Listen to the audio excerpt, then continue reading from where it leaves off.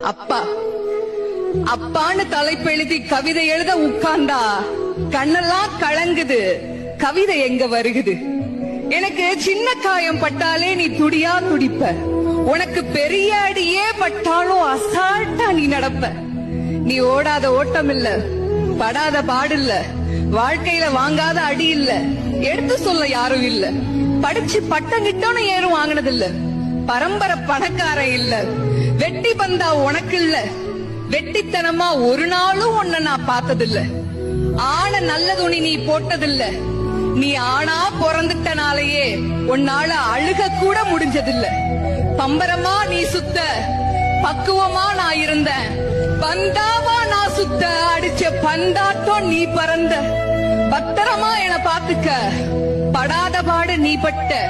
அதனாலதான்ப்பா ஆண்டவனே ஆனாலும் அப்பாவுக்கு அப்புறம்தான்.